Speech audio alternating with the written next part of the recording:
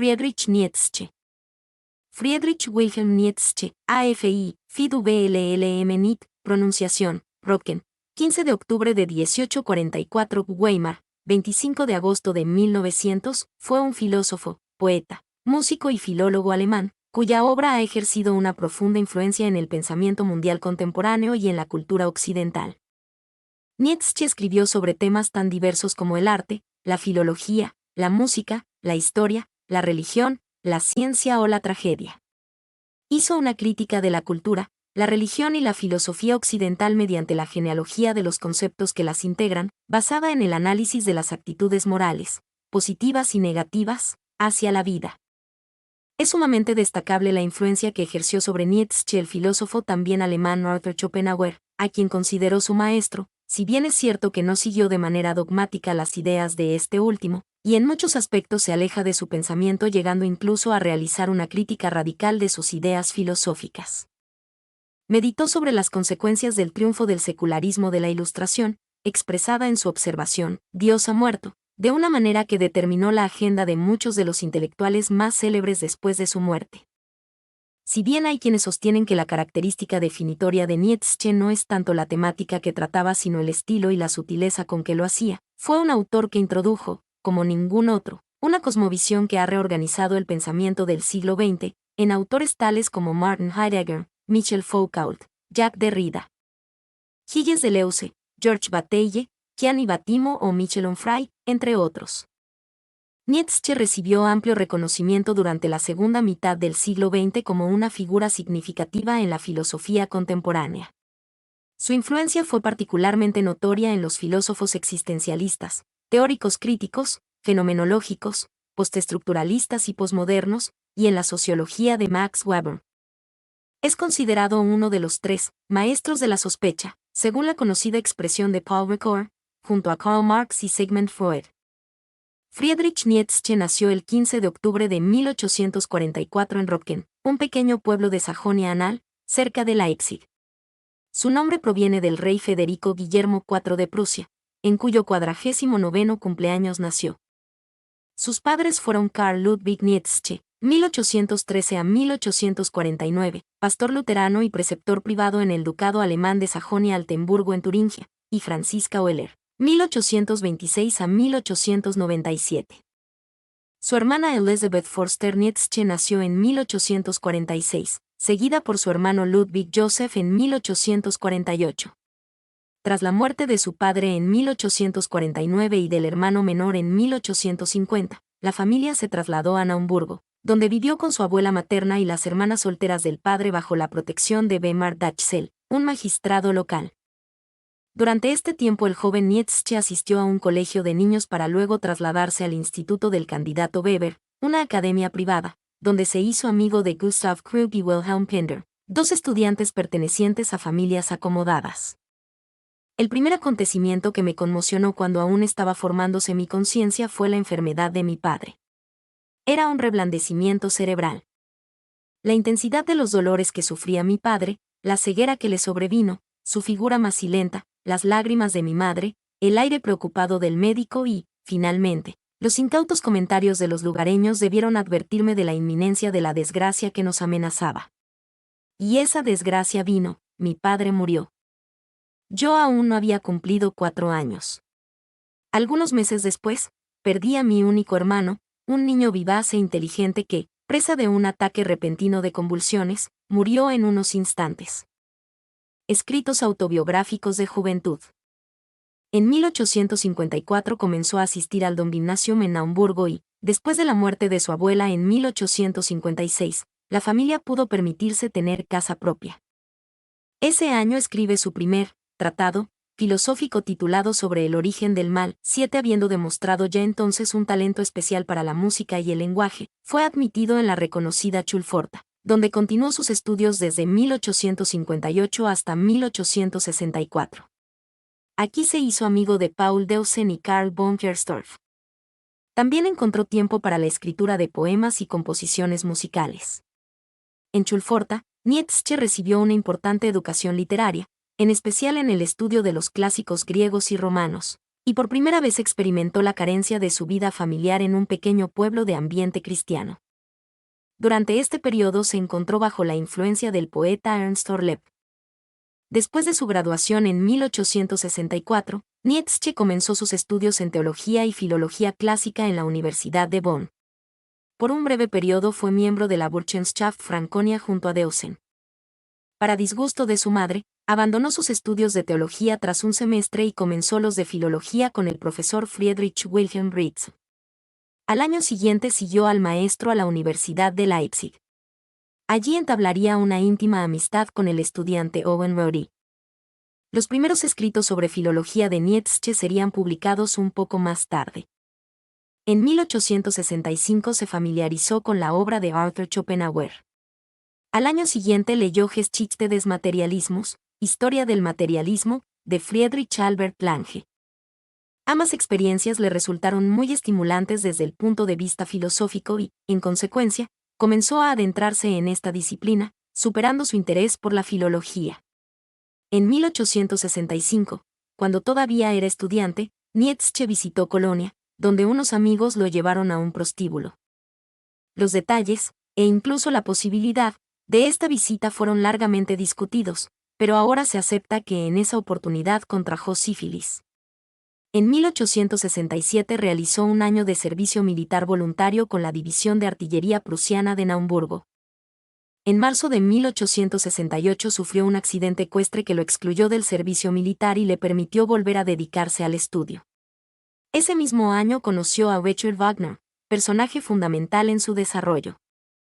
Gracias a Ritz, Nietzsche recibió una oferta extraordinaria de la Universidad de Basilea para ejercer como profesor de filología clásica antes de licenciarse, siendo así el profesor más joven de la universidad. En su trabajo filológico durante esa época cabe reseñar el descubrimiento de que el ritmo en la métrica poética de los antiguos dependía únicamente de la duración de las sílabas a diferencia de la métrica moderna, basada en la acentuación. En 1869 la Universidad de Leipzig le concedió el doctorado sin examen ni disertación en mérito a la calidad de sus investigaciones. Inmediatamente la Universidad de Basilea lo nombró profesor de filología clásica y al año siguiente fue ascendido a profesor honorario.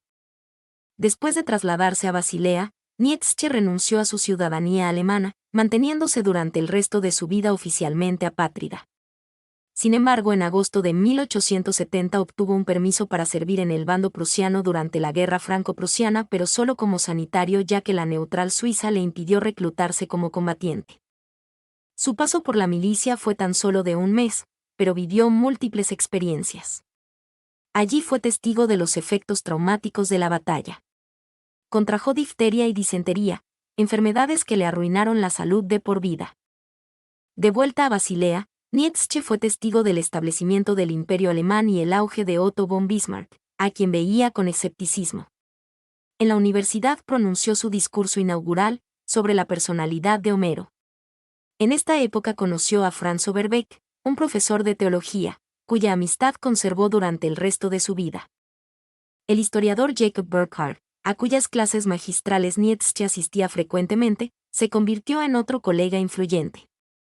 También durante este periodo leerá la obra del filósofo Max Stirner, cuya influencia será notable en él. Nietzsche había conocido ya a Richard Wagner en Leipzig en 1868, y, algo después, a la esposa de Wagner, Cosima. Admiraba a ambos profundamente y, durante su estancia en Basilea, fue un asiduo invitado en la casa de los Wagner en Tripschen. Estos lo introdujeron en su círculo más íntimo y le agradecieron la atención que dio al principio al Festival de Bayreuth. En 1870 regaló a Cosima Wagner por su cumpleaños el manuscrito de la primera versión de El origen de la tragedia. En 1872, Nietzsche publicó su primer libro, El nacimiento de la tragedia en el espíritu de la música. Sin embargo, el trabajo, en el cual siguió un preciso método filológico para estructurar toda su especulación filosófica radicalmente novedosa, no fue bien recibido entre sus colegas filólogos, incluido su profesor Ritz. En el polémico panfleto para una filología del futuro, Ulrich von Wilamowitz-Moellendorff criticó duramente el libro, lo que contribuyó, sin embargo, a aumentar su polémica notoriedad en los círculos filológicos y universitarios de Alemania. En respuesta, Rode, por la fecha profesor en Kiel, y el mismo Wagner salieron públicamente en defensa de Nietzsche. Estos hechos remarcaron el aislamiento creciente que sentía dentro de la comunidad filológica, y por ello el filósofo intentó, infructuosamente, ganar la cátedra de filosofía en Basilea. Entre 1873 y 1876, publicó separadamente 4 grandes ensayos: David Strauss, El confesor y el escritor, sobre la utilidad y el perjuicio de la historia para la vida, Diez Schopenhauer como educador, y Richard Wagner en Bayreuth. Estos 4 fueron más tarde recogidos y titulados, conjuntamente, Consideraciones intempestivas. Los 4 ensayos compartían la orientación de una crítica general a la actualidad cultural alemana, en un intento por cambiar su rumbo, que Nietzsche preveía como esencialmente falso y equivocado. Comenzando en 1873, además, también acumuló notas que fueron publicadas más tarde como La filosofía en la época trágica de los griegos. Durante este periodo, en el círculo de los Wagner, Nietzsche conoció a Malguida von Meysenbug y Hans von Bülow, y también comenzó una amistad con Paul Rée, quien después de 1876 le influyó en la atenuación del pesimismo de sus primeros escritos. Sin embargo, debido a su decepción respecto al fenómeno Wagner, y en concreto al Festival de Bayreuth de 1876, donde la banalidad de los actos y la vileza del público le repelieron, fue cada vez más insalvable la distancia del filósofo hacia este mundo. En 1879, después de un declive de salud, se vio forzado a abandonar su puesto como profesor. Desde su juventud, Nietzsche había padecido frecuentes momentos de debilidad generalizada, con épocas de carencia visual que rozaba la ceguera, fuertes migrañas y violentos ataques estomacales. Estas condiciones persistentes se agravaron quizá con su accidente a caballo en 1868 y las enfermedades de 1870, y continuaron afectándolo durante sus años en Basilea, forzándolo a tomar vacaciones cada vez más largas, hasta que le fue prácticamente imposible retomar el trabajo. Ruptura con Wagner.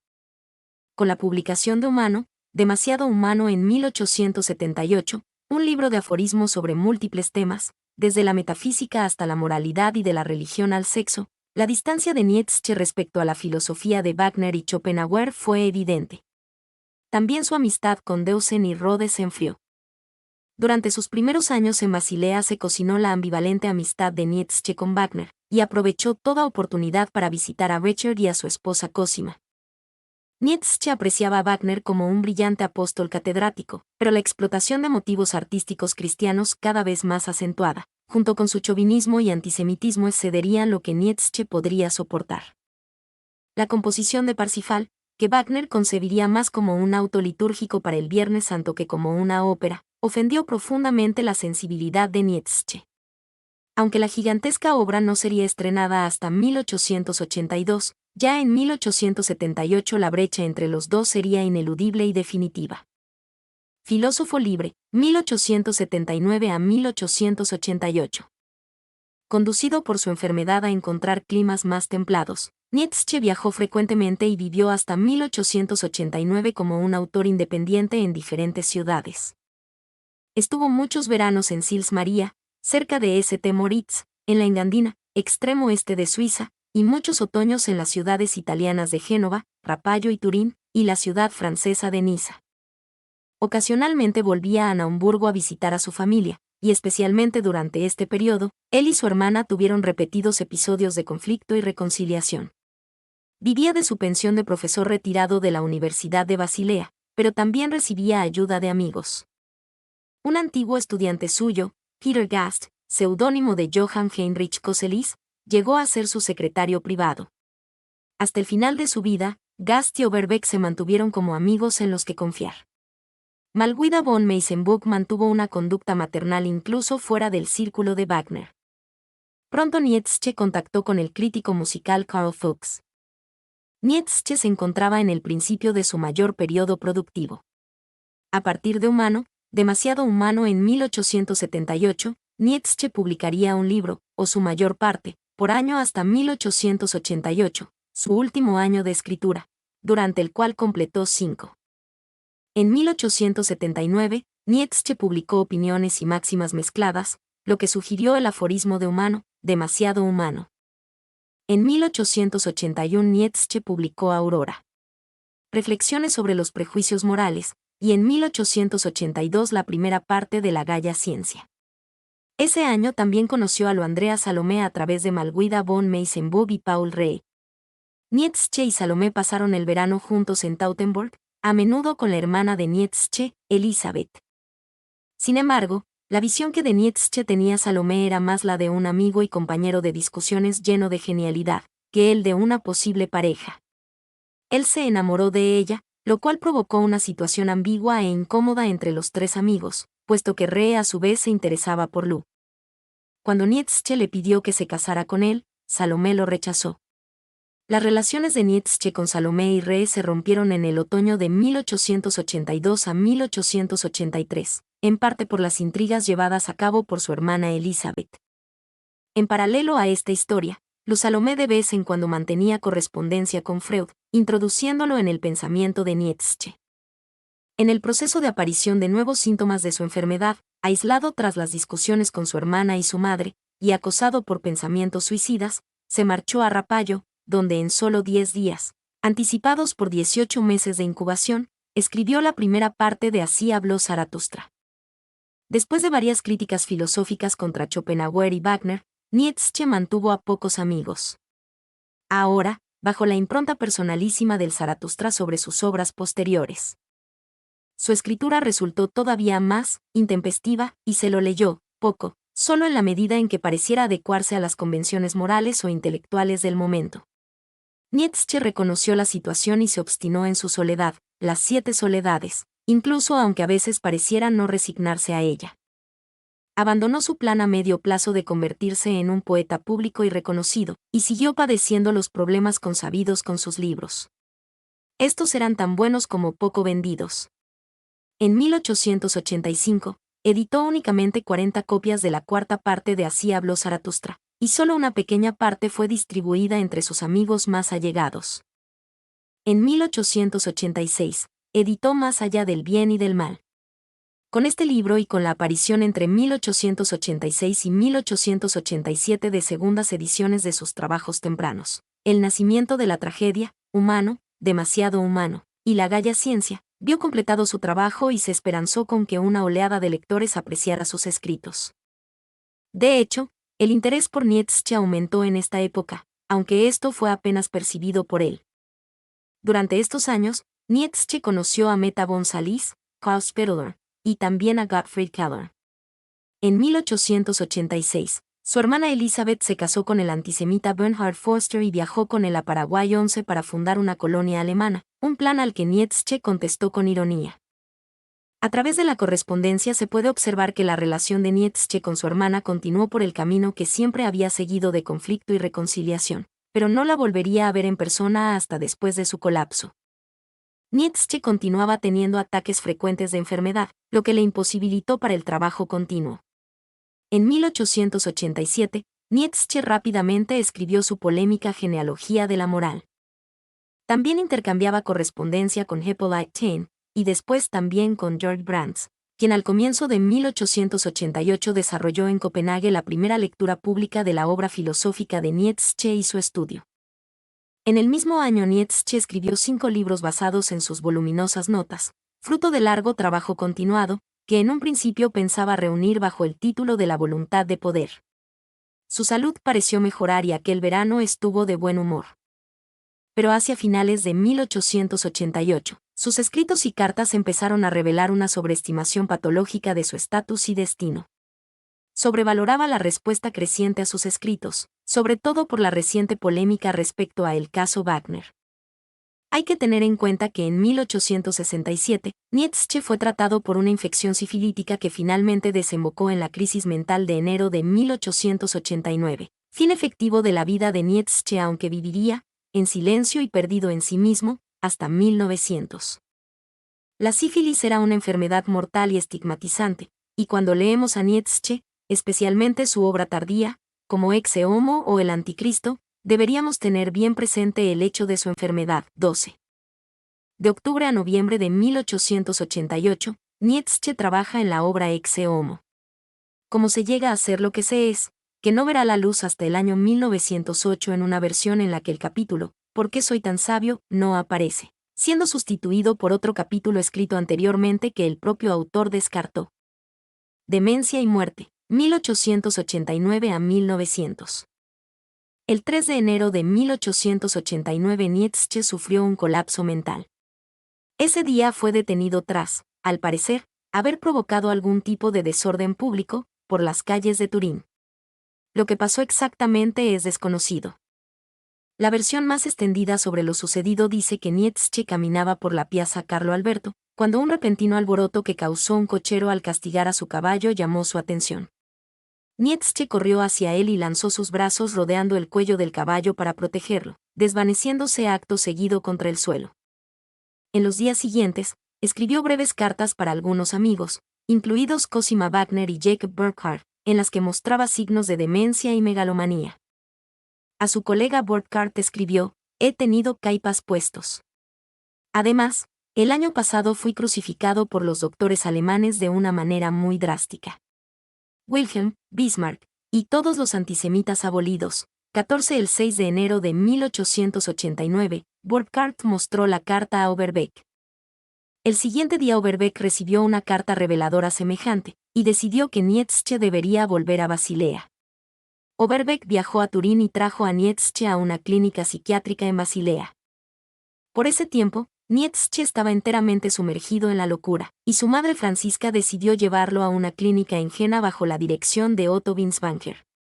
Desde noviembre de 1889 a febrero de 1890, Julius Langen intentó curar a Nietzsche, sentenciando que los métodos del doctor eran ineficaces para curar su enfermedad. Langen asumió más y más control sobre Nietzsche. En marzo de 1890, Francisca sacó a Nietzsche de la clínica, y en mayo de 1890 lo llevó a su casa en Hamburgo. Durante este proceso, Overbeck y Gast contemplaban la idea de qué hacer con el trabajo no publicado de Nietzsche. En enero de 1889 se pusieron a planear la salida de El ocaso de los ídolos, o como se filosofa a martillazos, por esa época ya impreso y atado. En febrero, ordenaron una edición privada de 50 ejemplares de Nietzsche contra Wagner, pero el editor C.G. Naumann en secreto imprimió 100. Overbeck y Gast decidieron publicar con reservas El Anticristo y Exe Homo debido a su contenido más radical. En 1893, Elizabeth Nietzsche volvió de Paraguay 11 después del suicidio de su marido. Leyó y estudió los trabajos de Nietzsche, y pieza por pieza tomó control sobre ellos y su publicación. Overbeck fue paulatinamente relegado al ostracismo, y Gast finalmente cooperó. Después de la muerte de Francisca en 1897, Nietzsche vivió en Weimar, donde fue cuidado por Elizabeth, quien permitió a la gente visitar a su poco comunicativo hermano. El 25 de agosto de 1900, Nietzsche murió después de contraer neumonía. Por deseo de Elizabeth, fue inhumado junto a su padre en la iglesia de Ropken. La causa del hundimiento de Nietzsche ha sido un tema de especulación y origen incierto. Un frecuente y temprano diagnóstico era una infección de sífilis. Sin embargo, algunos de los síntomas de Nietzsche eran inconsistentes. Cita. Requerida, otro diagnóstico posible es un meningioma derecho retroorbital, un tipo de tumor cerebral. 15 En su libro La lucha contra el demonio, Stefan Zweig presenta una psicobiografía sobre Nietzsche en que sitúa la etiología de su locura desde un ángulo puramente psicogénico. Cita requerida. Filosofía. Hay una controversia sobre si Nietzsche abogaba por un único punto de vista de comprensión filosófica. Muchos rechazan a Nietzsche por la contradicción de sus pensamientos e ideas. Una tesis alternativa en la contradicción de los escritos de Nietzsche es el de la perspectiva, o la idea de que Nietzsche usaba múltiples puntos de vista en su trabajo como un medio para retar al lector a considerar varias facetas de un tema. Si uno acepta su tesis, la variedad y número de perspectivas sirven como una afirmación de la riqueza de la filosofía. Esto no quiere decir que Nietzsche viera todas las ideas como igualmente válidas. Tenía aspectos en los que no estaba de acuerdo con respecto a otros filósofos como Kant. Tampoco está claro dónde se posicionaba Nietzsche en cada tema. De cualquier modo, si uno mantiene los elementos en conflicto de sus escritos como algo intencionado o no, hay pocas dudas de que sus ideas siguen siendo influyentes. Algunos filósofos han designado al estilo aforístico de Nietzsche como el responsable de estas aparentes contradicciones en su pensamiento, llegando a decir, por ejemplo, que hay tantos Nietzsches como lectores. Esta afirmación resulta excesivamente cómoda ya que solo pretende facilitar la explicación de las contradicciones sin intentar desentrañar su sentido final. La filosofía de Nietzsche se halla atravesada esencialmente por la herencia de la cosmología clásica, en particular por los conceptos de la cosmogonía griega. Esto es, la identificación del carácter más humano del hombre en relación con el vínculo que guarda con sus dioses. Hablamos de la dualidad de lo apolíneo contra lo dionisíaco. Nietzsche, aunque no descarta por completo la regencia de lo apolíneo en la vida como ha sido heredada, particularmente desde la modernidad, se inclina por resaltar y adoptar una postura en esta línea de lo dionisíaco. En ello consiste precisamente su crítica a la sociedad contemporánea y este será el hilo conductor que permea de forma constante su obra y su vida. Apolíneo y dionisíaco. Artículo principal: apolíneo y dionisíaco. Lo apolíneo y lo dionisíaco son dos conceptos filosóficos relacionados y dicotómicos que se basan en dos figuras de la mitología griega, Apolo y Dioniso. Este motivo suele vincularse a la obra temprana de Nietzsche, El nacimiento de la tragedia en el espíritu de la música. No obstante, escritores como el poeta Friedrich Hölderlin ya lo habían tratado con anterioridad.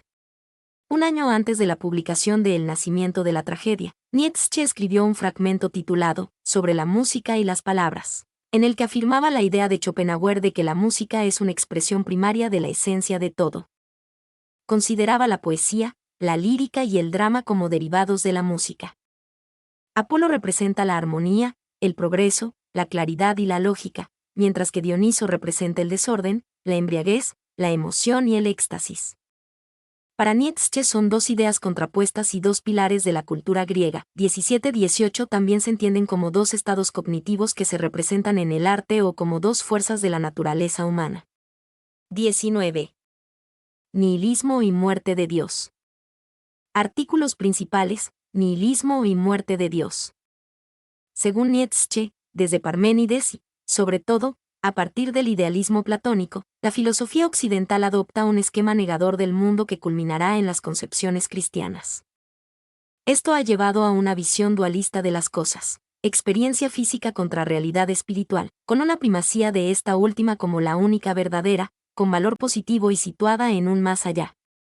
Así, el pensador alemán ve en la metafísica y la religión una reacción de fuga ante la vida concreta, de creación de refugios imaginarios. Nace así un primer nihilismo implícito bajo la máscara positiva de una revelación, de una fe, reduciendo la realidad sensible a una cuasi nada, apariencias. Sería preciso, pues, comenzar por emprender una labor crítica, hermenéutica, genealógica, para desenmascarar ese nihilismo.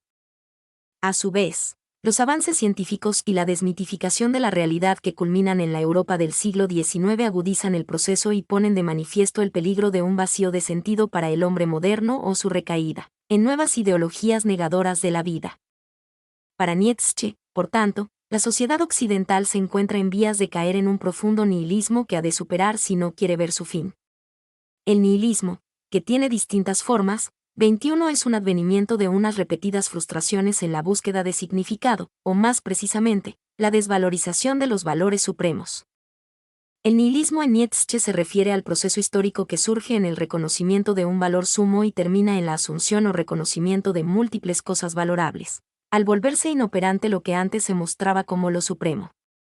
El nihilismo acontece en nuestro tiempo como manifestación de la ausencia de una medida única y, al mismo tiempo, como la proliferación de múltiples medidas que, en cada caso, pueden aparecer como válidas. Nietzsche ve en el despliegue del nihilismo toda fundación de cultura europea, la que surge como destino necesario de este proceso. La visión religiosa del mundo había sufrido ya un gran número de cambios por perspectivas contrarias, cayendo en el escepticismo filosófico, y en las teorías científicas evolucionistas y heliocéntricas modernas, lo que no hace más que confirmar la desvalorización de los valores supremos. A lo ya señalado, hemos de sumar una creciente presencia de lo democrático, la que se muestra como la afirmación de una individualidad independiente de Dios y acreedora de la igualdad, de la medianía. La democracia aparece, a los ojos de Nietzsche, como un momento del despliegue del nihilismo igualmente negador de la vida que los que la antecedieron. Ambas manifestaciones del nihilismo se muestran a Nietzsche como negaciones de la vida, al negar o olvidar dimensiones de la misma que, a su parecer, aparecen como constitutivas de ella e inalienables a lo que él considera vida. Estas dimensiones negadas de la vida se muestran en ámbitos tan determinantes como el constante darse del devenir y las diferencias entre los hombres. Nietzsche ve esta condición intelectual como un nuevo reto para la cultura europea, lo que se ha extendido, asimismo, más allá de un pequeño punto de no retorno. Nietzsche conceptualiza esto con su famosa frase, Dios ha muerto, que aparece en la Gaia Ciencia y en Así habló Zaratustra. Esta frase fue dada también por Hegel 20 años antes de que Nietzsche naciera. Este aforismo, por una parte, señala el fin de eso que antes aparecía como lo imperante, y por otra, indica un terreno fértil, un terreno inexplorado, en el cual el propio Nietzsche es un colono. A partir de la frase, Dios ha muerto, Nietzsche se refiere tanto a la ceguera del pasado en tanto incapacidad de ver esto, como a la asunción de una nueva posibilidad de relacionarse con lo que es, posibilidad dada por la asunción de dicha muerte. Nietzsche trata esta frase más que como una mera declaración provocativa, casi como una revelación, como si representase el potencial de nihilismo que arrastra el alzamiento y el progreso, en el contexto de un concepto absurdo y sin significado. Según Nietzsche, el hombre europeo descendiente de los hiperbóreos ha de asumir la gran e inevitable consecuencia de la muerte en la sociedad occidental de Dios, del Dios judeocristiano, el vengativo y cruel Yahvé. La consecuencia de la muerte de Dios es que los valores vigentes en la sociedad occidental se vienen abajo ellos solos, según el nihilismo, o no se vienen abajo sino que los hombres los destruimos. Según Nietzsche, la superación del nihilismo se producirá cuando el Übermensch imponga unos nuevos valores de acuerdo a la moral de señores, destruyendo los valores de la moral de esclavos. Resumiendo, destruimos los valores de los hombres para poner en su lugar los valores del Übermensch, que ocupará el lugar de Dios. Mi nombre es Demim. Soy tu asistente personal. Mi sitio en internet es demim.es.tl